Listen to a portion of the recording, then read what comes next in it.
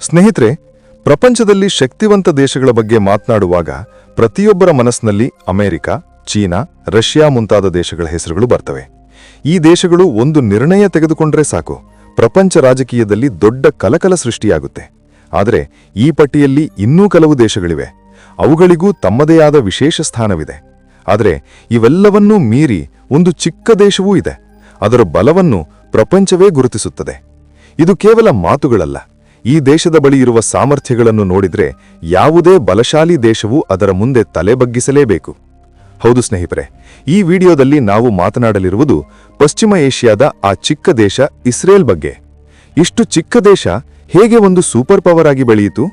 ಈ ದೇಶದ ಜನರು ಎಷ್ಟು ಬಾಧೆಗಳನ್ನು, ಕಷ್ಟಗಳನ್ನು ಎದುರಿಸಿದ್ದಾರೋ ಬಹುಶಃ ಅಷ್ಟು ತೀವ್ರವಾಗಿ ಬೇರೆ ಯಾರೂ ಎದುರಿಸಿರಲಾರರು.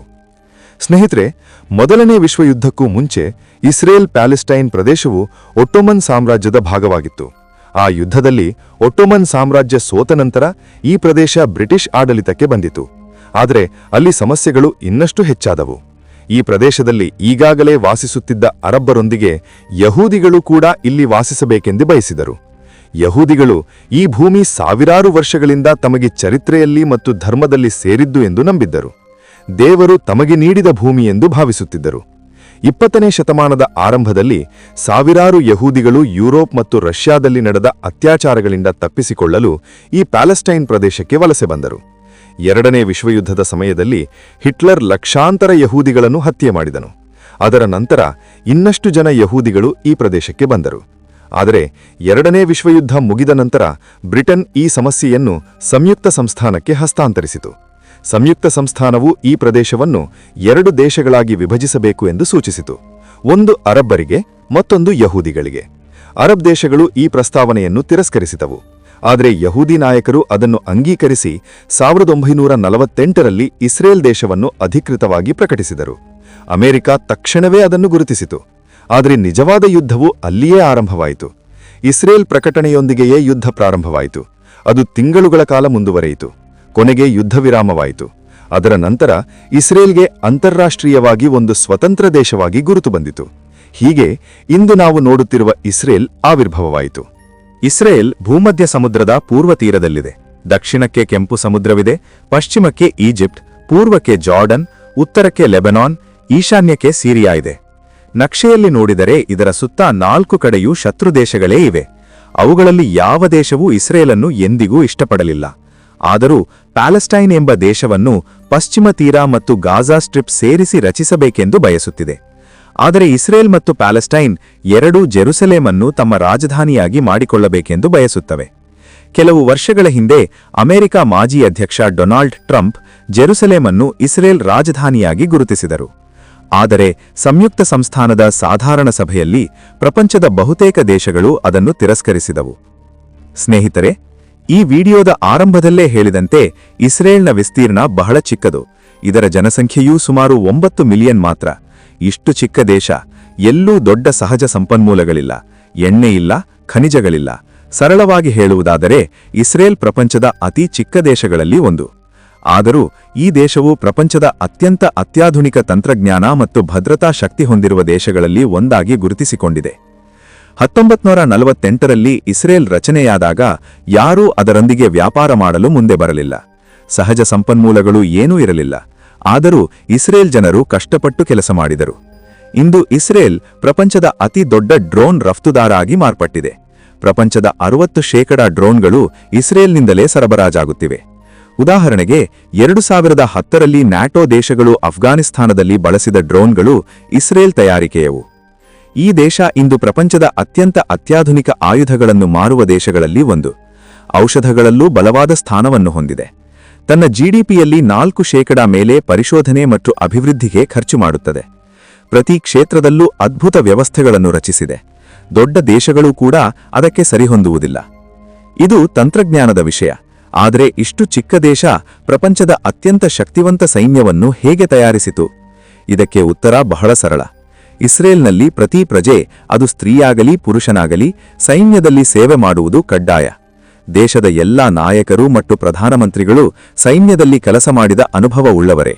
ಅದಕ್ಕೆ ಅವರು ಯಾವಾಗಲೂ ದೇಶದ ಸೈನಿಕ ಬಲವನ್ನು ಬಲಪಡಿಸುವುದರ ಮೇಲೆ ಗಮನ ಹರಿಸಿದ್ದಾರೆ. ಯುರೋಪ್ ಮತ್ತು ಅಮೆರಿಕ ಇಸ್ರೇಲನ್ನು ಪ್ರಪಂಚದ ಅತ್ಯಂತ ಸುರಕ್ಷಿತ ದೇಶಗಳಲ್ಲಿ ಒಂದಾಗಿ ಭಾವಿಸುತ್ತವೆ. ಇಂದು ಯಾವ ದೇಶದ ಶಕ್ತಿಯನ್ನು ಅಂದಾಜು ಮಾಡಬೇಕಾದರೆ ಅದರ ಅಂತರಿಕ್ಷ ಸಾಮರ್ಥ್ಯವನ್ನು ನೋಡುತ್ತಾರೆ. 1990ರ ದಶಕದಲ್ಲಿ ಇಸ್ರೇಲ್ ಅಂತರಿಕ್ಷಕ್ಕೆ ಉಪಗ್ರಹಗಳನ್ನು ಪ್ರಯೋಗಿಸಿತು. ಇಂದು ಸ್ವತಂತ್ರವಾಗಿ ಉಪಗ್ರಹಗಳನ್ನು ಪ್ರಯೋಗಿಸುವ 8 ದೇಶಗಳಲ್ಲಿ ಇಸ್ರೇಲ್ ಒಂದು. ಗೂಢಾಚಾರ ಉಪಗ್ರಹಗಳ ವಿಷಯದಲ್ಲಿ ಇದಕ್ಕೆ ಸಾಟಿಯಿಲ್ಲ ಎಂದು ಹೇಳುತ್ತಾರೆ. 2009ರಲ್ಲಿ ಇಸ್ರೇಲ್ ಏರ್ಫೋರ್ಸ್ಗೆ iron dome missile defence system ಬಂದಿತು. ಇದು ಪ್ರಪಂಚದ ಮೊದಲ ಸಿಸ್ಟಮ್. ಶತ್ರು ಮಿಸೈಲನ್ನು ಗಾಳಿಯಲ್ಲೇ ನಾಶ ಮಾಡುವ ಸಾಮರ್ಥ್ಯವನ್ನು ಹೊಂದಿದೆ. ಇಸ್ರೇಲ್ ಬಹಳ ಚಿಕ್ಕ ದೇಶ, ಖಾಲಿ ಭೂಮಿ ಸುಮಾರು ಇಲ್ಲ.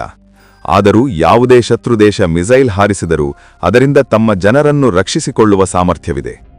ಇಸ್ರೇಲ್ ತನ್ನ ಮೆರ್ಕಾವಾ ಟ್ಯಾಂಕ್ಗಳಿಗೂ ಪ್ರಪಂಚದಾದ್ಯಂತ ಪ್ರಸಿದ್ಧಿ ಪಡೆದಿದೆ. ಇದು ಇಸ್ರೇಲ್ ಸ್ವತಃ ಅಭಿವೃದ್ಧಿಪಡಿಸಿದ ಟ್ಯಾಂಕ್. ಇಸ್ರೇಲ್ ಏರ್ಫೋರ್ಸ್ ಬಳಿ ಸುಮಾರು 81 F-15I ಥಂಡರ್ ಫೈಟರ್ ಜೆಟ್ಗಳಿವೆ. ಇವು ಬಹಳ ಅಪಾಯಕಾರಿ ಯುದ್ಧ ವಿಮಾನಗಳು. ಗಾಳಿಯಿಂದ ಗಾಳಿಗೆ ಕಾಲ್ಚುವ ಸಾಮರ್ಥ್ಯವನ್ನು ಹೊಂದಿವೆ. ಪ್ರಪಂಚದಲ್ಲಿ ಇಸ್ರೇಲ್, ಹಾಂಗ್ಕಾಂಗ್, ದಕ್ಷಿಣ ಕೊರಿಯಾ ಅನ್ನು ಅತ್ಯಂತ ಶಕ್ತಿವಂತ ಮತ್ತು ಅಸ್ಥಿರ ಆರ್ಥಿಕ ವ್ಯವಸ್ಥೆಗಳಾಗಿ ಭಾವಿಸುತ್ತಾರೆ. ಇಲ್ಲಿ ನಾಯಕತ್ವ ಬಲಶಾಲಿಯಾಗಿದೆ. ನಿರುದ್ಯೋಗ ಸುಮಾರು ಇಲ್ಲ. ಇಸ್ರೇಲ್ ಜಿಡಿಪಿ ಸುಮಾರು $610 ಬಿಲಿಯನ್ ಗಳಷ್ಟಿದೆ. ಬೆಳವಣಿಗೆ ದರ ಸುಮಾರು 4% ಸುತ್ತಲಿದೆ. ಇಸ್ರೇಲ್ ತನ್ನ ಬಳಿ ಅಣುವಾಯುಧಗಳಿವೆ ಎಂದು ಅಧಿಕೃತವಾಗಿ ಎಂದಿಗೂ ಒಪ್ಪಿಕೊಳ್ಳುವುದಿಲ್ಲ. ಆದರೆ 1970ರ ದಶಕದಲ್ಲೇ ಅಣುಶಕ್ತಿ ಸಾಧಿಸಿದೆ ಎಂದು ನಂಬಲಾಗಿದೆ.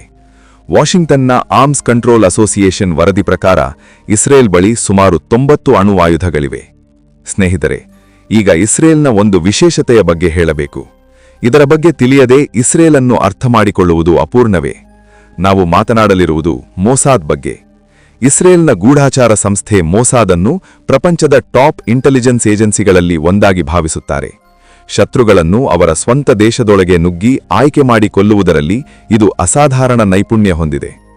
1972ರ ಮ್ಯೂನಿಕ್ ಒಲಿಂಪಿಕ್ಸ್ನಲ್ಲಿ 3 ಉಗ್ರವಾದಿಗಳು ಮಾತ್ರ ಇಸ್ರೇಲ್ ಒಲಿಂಪಿಕ್ ತಂಡದ 11 ಮಂದಿ ಆಟಗಾರರನ್ನು ಬಂಧಿಸಿ ಹತ್ಯೆ ಮಾಡಿದರು. ಮೊಸಾದ್ ನಂತರ 20 ವರ್ಷಗಳಲ್ಲಿ ಆ ಉಗ್ರವಾದಿಗಳೆಲ್ಲರನ್ನೂ ಬೇಟೆಯಾಡಿ ಕೊಂದು ಹಾಕಿತು. 1976ರಲ್ಲಿ ಉಗ್ರವಾದಿಗಳು ಫ್ರಾನ್ಸ್ ವಿಮಾನವನ್ನು ಹೈಜಾಕ್ ಮಾಡಿ ಯುಗಾಂಡಾಗೆ ಕೊಂಡೊಯ್ದರು. ಮೊಸಾದ್ ಆಪರೇಷನ್ ಥಂಡರ್ಬೋಲ್ಟ್ನೊಂದಿಗೆ ಯುಗಾಂಡಾದೊಳಗೆ ನುಗ್ಗಿ ಬಂದಿಗಳನ್ನು ರಕ್ಷಿಸಿ ಉಗ್ರವಾದಿಗಳನ್ನು ನಾಶಪಡಿಸಿತು. ಇದು ಪ್ರಪಂಚದ ಅತ್ಯಂತ ಅಪಾಯಕಾರಿ ಆಪರೇಷನ್ಗಳಲ್ಲಿ ಒಂದಾಗಿ ಪರಿಗಣಿಸಲ್ಪಡುತ್ತದೆ. ಈಗ ಯುದ್ಧದ ಬಗ್ಗೆ ಹೇಳಬೇಕು. ಇದು ಪ್ರಪಂಚಕ್ಕೆ ಇಸ್ರೇಲನ್ನು ಪರಿಚಯಿಸಿದ ಯುದ್ಧ. 1967 ಜೂನ್ನಲ್ಲಿ ನಡೆದ 6 ದಿನಗಳ ಯುದ್ಧ. ಇಸ್ರೇಲ್ ಒಂದೇ Egypt, Jordan, Iraq, Kuwait, Sudan, Algeria, Yemen, Saudi Arabia ಮುಂತಾದ ಅನೇಕ ದೇಶಗಳನ್ನು 6 ದಿನಗಳಲ್ಲಿ ಸೋಲಿಸಿತು. ಸೋವಿಯತ್ ಯೂನಿಯನ್ ಪ್ರೋತ್ಸಾಹದೊಂದಿಗೆ ಈಜಿಪ್ಟ್ ಅಧ್ಯಕ್ಷ ಕರ್ನಲ್ ನಾಸರ್ ಇತರ ಅರಬ್ ದೇಶಗಳೊಂದಿಗೆ ಸೇರಿ ಇಸ್ರೇಲ್ ಮೇಲೆ ದಾಳಿ ಮಾಡಿದರು. ನಾಸರ್ ಇಸ್ರೇಲ್ ಬಳಿ ಏರ್ ಸ್ಟ್ರೈಕ್ ಸಾಮರ್ಥ್ಯವಿಲ್ಲ ಎಂದು ಭಾವಿಸಿದ್ದನು. ಆದರೆ ಫಲಿತಾಂಶ ಪೂರ್ಣವಾಗಿ ವಿರುದ್ಧವಾಗಿ ಬದಲಾಯಿತು. ಯುದ್ಧ ಮುಗಿಯುವ ಹೊತ್ತಿಗೆ ಇಸ್ರೇಲ್ ಸಿನಾಯ್ ಪ್ರದೇಶ, ಘಾಜಾ ಸ್ಟ್ರಿಪ್, ವೆಸ್ಟ್ ಬ್ಯಾಂಕ್, ಪೂರ್ವ ಜೆರುಸಲೇಂ, ಗೋಲಾನ್ ಹೈಟ್ಸ್ ಅನ್ನು ಆಕ್ರಮಿಸಿಕೊಂಡಿತು. ಇದು ಇಸ್ರೇಲ್ ಜನರ ಮನೋಬಲವನ್ನು ಬಲಪಡಿಸಿತು. ಪ್ರಪಂಚದಲ್ಲಿ ಅದರ ಗೌರವ ಹೆಚ್ಚಾಯಿತು. ಸ್ನೇಹಿತರೆ, ಇಂದು ಇಸ್ರೇಲ್ ನಮ್ಮ ದೇಶ ಸೇರಿದಂತೆ ಬಹಳಷ್ಟು ದೇಶಗಳೊಂದಿಗೆ ಉತ್ತಮ ಸ್ನೇಹಿತರಾಗಿದೆ.